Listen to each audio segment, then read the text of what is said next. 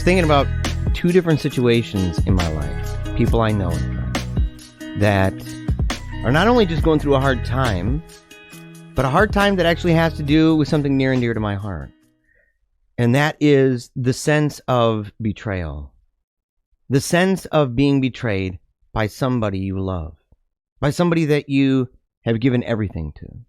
No reservation, unhinged, unmoored, that you're out adrift, everything, heart, mind, soul, words, deeds, all of it in the hands of somebody you love, heavenly hands of those people that you adore.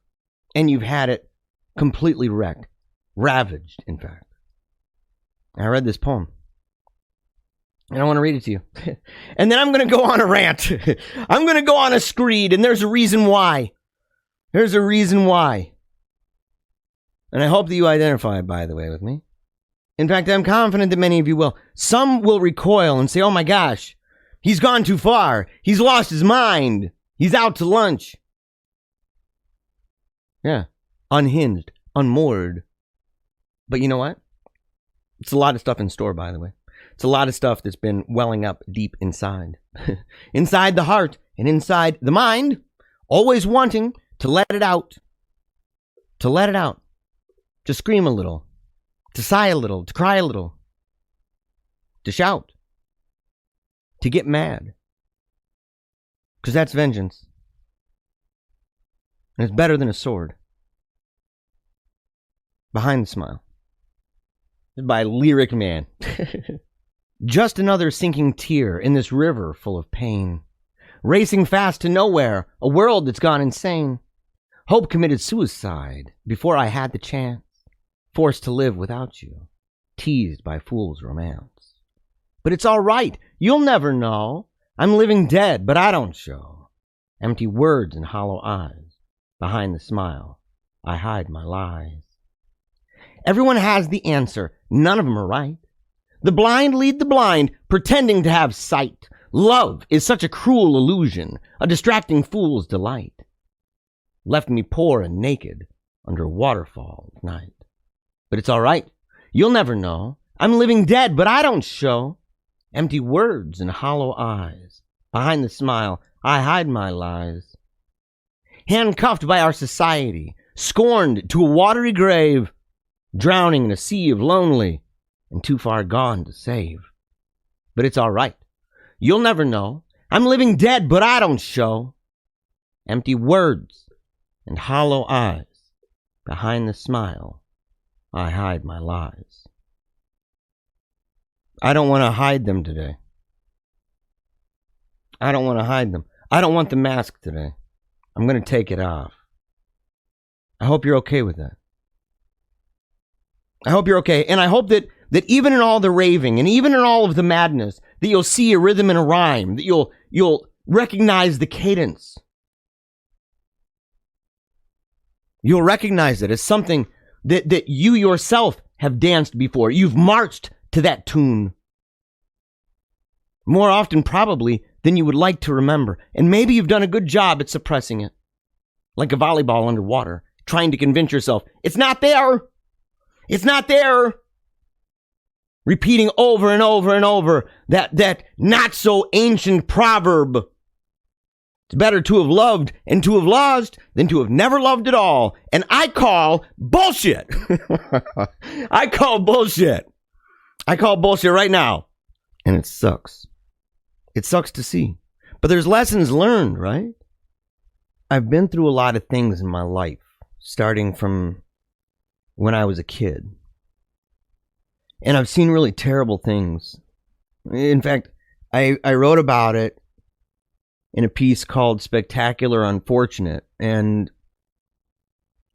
I feel that story is kind of the story of my life. And that it's in a weird loop. And over again, I would set myself up. I would feel that something is different about this time.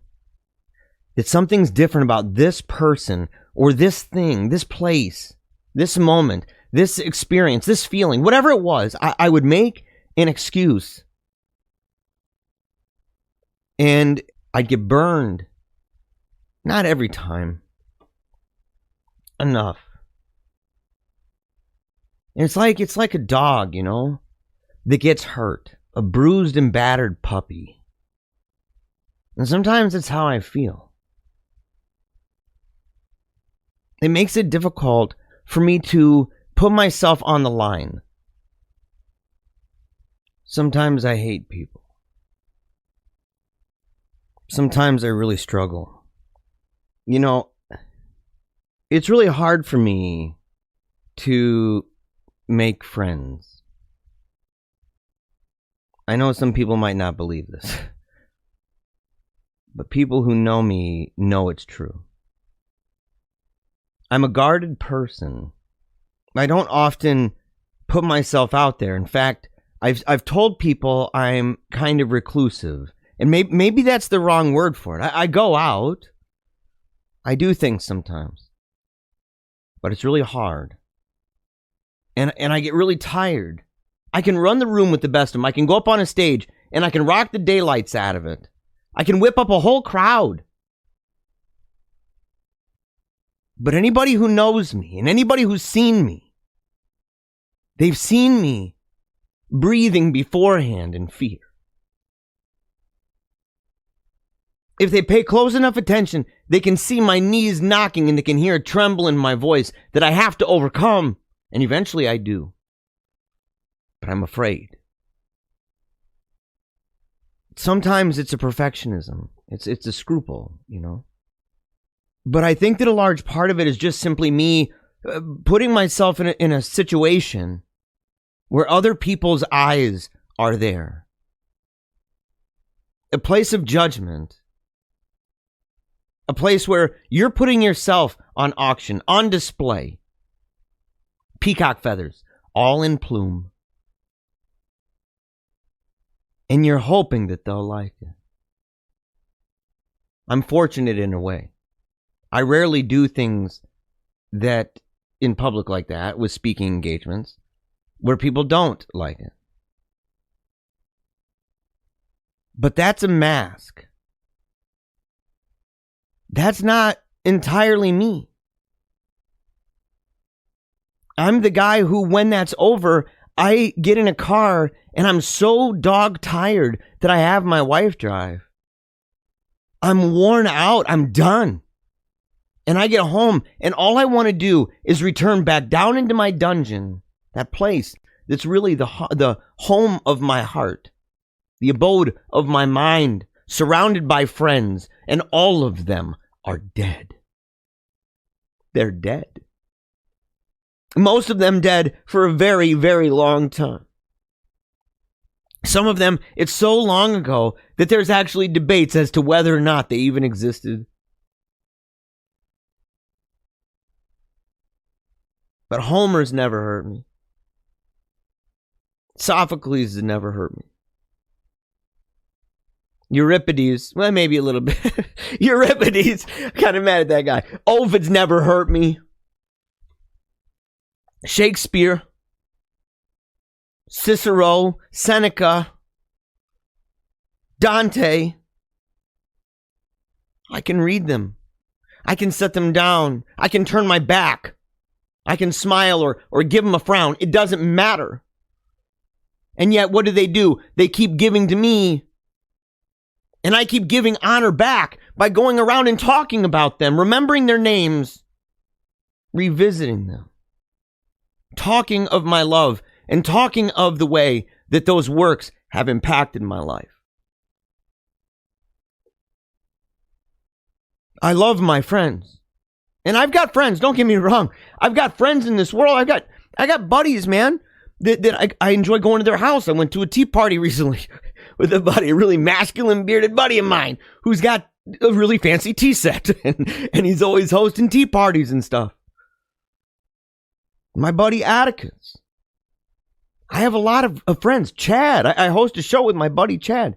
But the truth is, even there, ask any of them, say, how often does Jeremiah commune with you? How often does he converse? Does he go on Facebook? Does he text you? Does he send you an email? Does he wake up and say good morning? Does he say goodnight before he goes to bed? The democracy of the dead's never hurt my feelings. I say that I'm reclusive, that I hide. That's an understatement. I like to be alone. I like the solitude and the silence. I like to just sit in a room by myself and not to have any music on, no sounds, no nothing, just silence. Turn the lights off. Right now, I have a light on, the only one. I have tons of lights in this room. I don't want them on. I know I talk a lot. I say a lot of words. I write a lot. I write more than you even know. I'm doing a good job, okay? I'm writing, in fact, more than I've ever written. But I like to be alone for a reason. It's not natural for me. I don't want to be alone. I don't want to feel alone.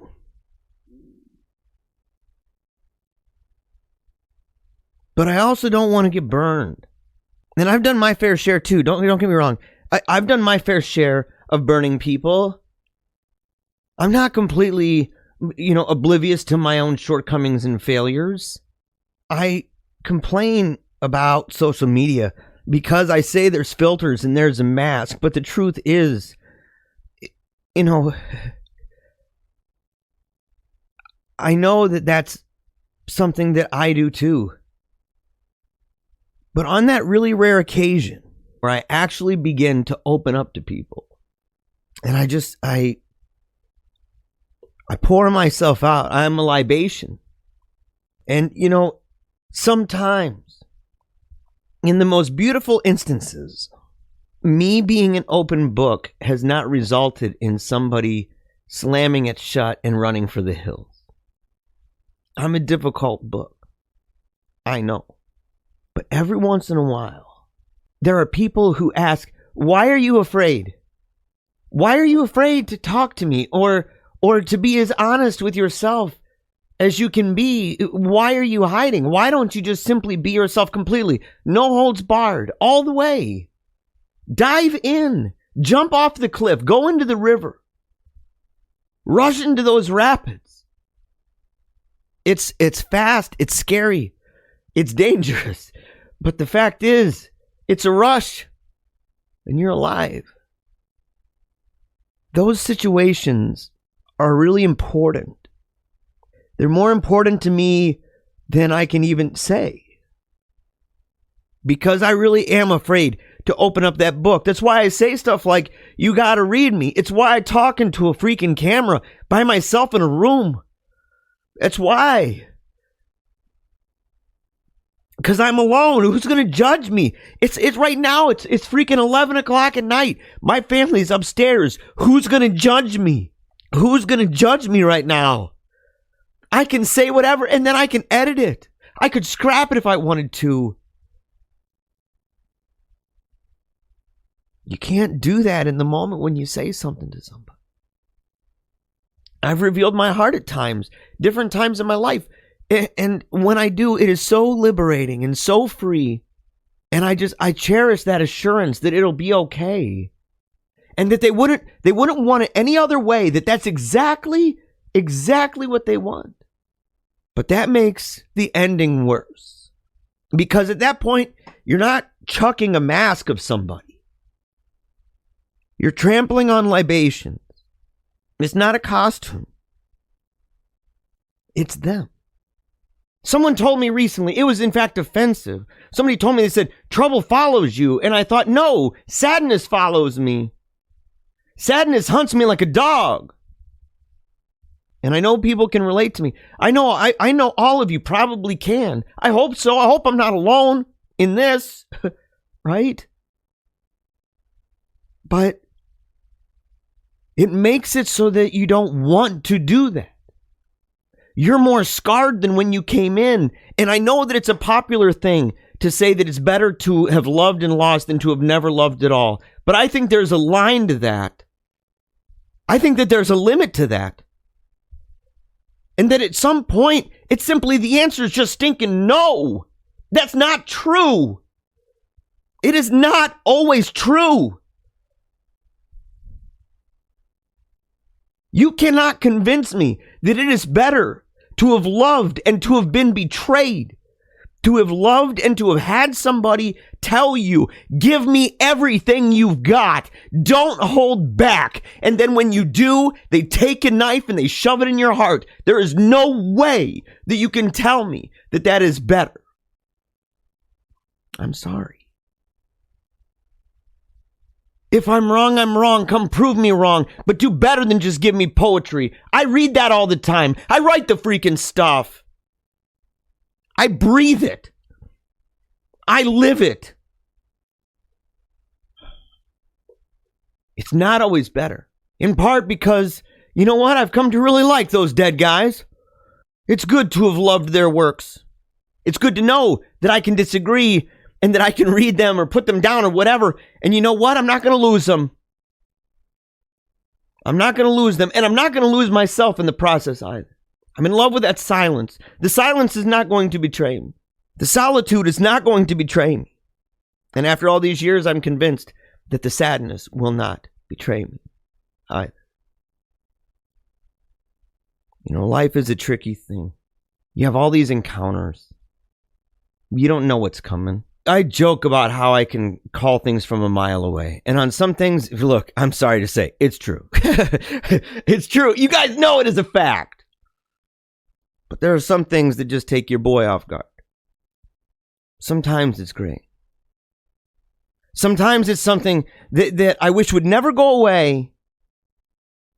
And sometimes those things that I wish would never go away end up being things that I wish I would have never seen. Things that I wish I could unsee.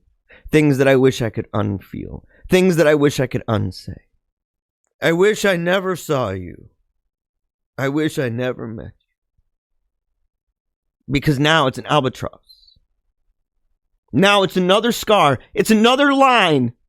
Another stanza in the spectacular unfortunate. And you know what? It's long enough. Didn't God make it sad enough? The Valley of Tears, is it not full enough? Why do we need to add to it? Why? What is the point of this? My cup is overflowing. It's been overflowing for years. And look, the thing is, what makes it worse is when it's people who've read you. People who've read you. People who actually know you.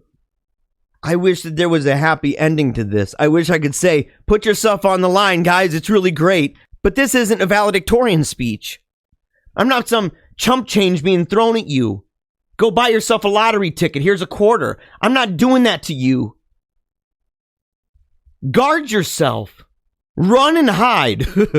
Hide downstairs. Learn to do smoke signals. Learn to do Morse code. Hell, write a letter. Guard yourself. Why, though? Why say any of this? What's the point? What's the point, Jeremiah? This is a screed. Yes, it is, dude. It is a screed from a broken heart. It is a screed against a world that is literally riddled with lies and injustice. It's a screed, and it's mine. No fury like my love. That's for freaking sure. And I'll tell you what. People sit there and they say, well, it sounds like, you know, you want to recoil and go and hide somewhere. And I say, well, number one, I already do. Number two, it's a way to stop the vengeance. Sometimes people deserve vengeance. Sometimes people do things that are so heinous and so wicked. They deserve the pain. They deserve, and not that self-inflicted crap. Believe me. I know the type that will sit there and after shoving a knife in your chest, cry because you're going to die. People who block you out on the other side of walls and then lament that they're alone. Who put up prison bars and then complain that they're in jail. Self-inflicted. Self-inflicted bullshit. It's self-inflicted bullshit. No more room for the lullaby. And people can say, well, why are you saying this, man? Because I've seen terrible things. I have witnessed terrible betrayals in my life, and I've endured some. I have endured some. And I just needed to say it. I needed to say it because as mad as I get at things I see, as hurt as I get at the way people hurt others and hurt me, I'm not a monster. Everything inside of my heart rages for vengeance. You have to let it out. I'm letting mine out into a mic. It's vitriol, yes. It's a lifetime of vitriol, yes. Scars screaming, yes. Hearts hearkening for the Furies. Hearkening the Furies to come near. Do you hear me scream now? Will you close the book now? It's okay. Because there are times you just want to burn the whole world down. You want to be a destroyer of people and nations, civilizations and cultures. That you say, you know what? Tough luck. You're all going. The whole thing burning to the ground as a monument for all time that your heart was broken. And people would be right to go, oh, boo-hoo you. Do you think you're the only one? And you go, no, which is why I want to take everybody with me. I want you all gone. Put you all out of your misery. We're not miserable. I'd say you're lying. There's about a 90% chance that you're completely full of shit. You say this thing as an opiate to keep on trucking, to keep on keeping on. That's fine. Look, hey, you obviously like life better than death. I get that. But there's a black hole rising that sits there and says, look, there's voids, man. There are holes in people's hearts, and you find something that plugs that, and you find that perfect fit, and that thing rips itself out, gutting a knife right deep into it. Well, guess what? It's created a massive vacuum, and that vacuum is going to suck and to spiral, to spin everything. A wheel of great misfortune. Insatiable. Eat that. Eat that fruit. Bite in deep to that fruit. Feel the juices draining down your chin, dripping through the hairs of your beard. That bittersweet taste. Swallow the seed. And let that life take birth within you that says, I don't need to give my heart to people so that it can be curb stomped. That doesn't make me better. Call me a discontent. I don't even give a fuck. I've seen too much. I've seen too much. And yet we love because we know for a fact caskets don't bury themselves. Who's going to bury you? Not the person that just ripped your heart out. Not the person who curb stomped your soul. Heck no. That person ain't even getting an invite. That person's on the no naughty list. I know where the home of my heart is. It's in a tomb, a vault, in fact, of great sadness. Broken dreams. And it's okay. In fact, it's marvelous. I realize now I should have read more. I should have listened to the sages of the ages as they described not just the melody, but the mischief, in fact, of the muse. Those things in life, it's okay. Let it drive you. Let it motivate you. Be faster. Be stronger. It doesn't kill you. Let it make you better. And thank them, by the way. Thank them with the middle finger, but thank them nonetheless. Thank them and say, look, you made me who I am, and that's okay. Believe it or not, all of the things that were done didn't resolve in my self-loathing. It did result, though, in a great void. An annihilating void. One that has to be directed. It has to be directed because that crap gets out of control. Black holes in the universe, bro. Those things get out of control. Let me tell you. Don't they? How many times have you had a hole in your heart? Somebody punctured you. Next thing you know, you're just, off to the races like a fox with his tail on fire, running through a field. Have you been there? Have you been like Samson? God, if you only gave me my strength back, my hair, I'm going to go ahead and knock down these pillars and kill thousands of people. Have you ever been there? I know you have. And it's made you what you are right now. Do not be ashamed of that. Do not be bullied by people who insist. And you know what? I'm convinced of this. I'm convinced that so many of the people who believe it's better to have loved and to have lost than to have never loved at all, those people are ones that are like, give me your heart. They're the ones singing the melody. They're the nymph outside the boat. You'll be freaking toast. Learn from the ancients. Flee. Run with all you got, son. You feel that tug in the heart? You feel that fire in the heart? You run like mad. And if you don't run, accept it. Accept it. Look deep in those eyes as they're crying, stabbing you in the chest. Look deep in those eyes and never forget. And say, you know what? You shall injure me badly. You will be one of many, many, many scars. Each one of them making me a little bit meaner and a little bit harder every time. It's not sad. Unfortunate. Not sad. So you have to be able to let it out. You've got to be able to say it. Even if you have to speak in cursive, even if you have to sit there and say, speaking in codes, esoteric symbols, things that only certain people understand. I used to judge individuals for that. Not anymore. I was wrong, guys. I was wrong. I would judge them. They'd go online and they'd say, I really hate when people do this or this or this. And I say, you know what? That's the gist of their vengeance. Let them vent.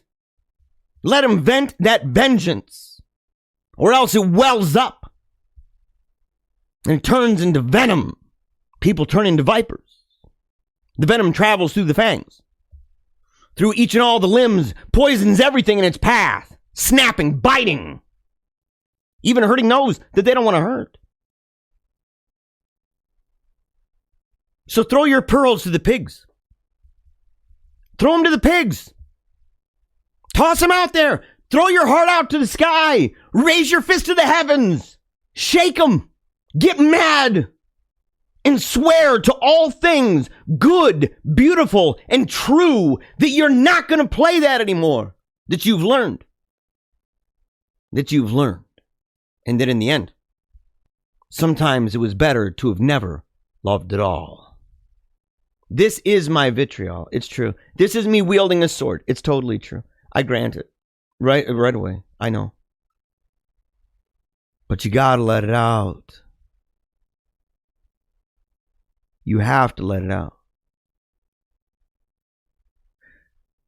You have to say what you think. You have to say what you feel. To say, look, you got another one. You drew blood. Good for you. Proud of you. The fact is, you did it. You stabbed somebody real deep. You said, come close. Come close enough that I can whisper in your ear. Come close enough that I can kiss you on the cheek and bite on that neck. I can wrap my arms around you. Pull you in nice and deep.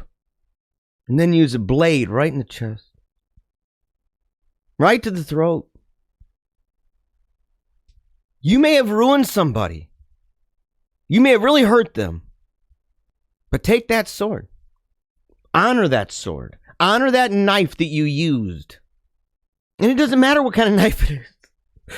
I've been stabbed with all different sizes, all different shapes and lengths. Sabers, right? The big, huge honking ones that knights used. Little daggers like Peter Pan. Doesn't matter. Embrace it. Honor it. Give it a name. Cuddle with it at night. wipe your tears with its blade, and wear my blood like war paint on your face. Because at that point, with my heart and my soul in your hands, it's all yours.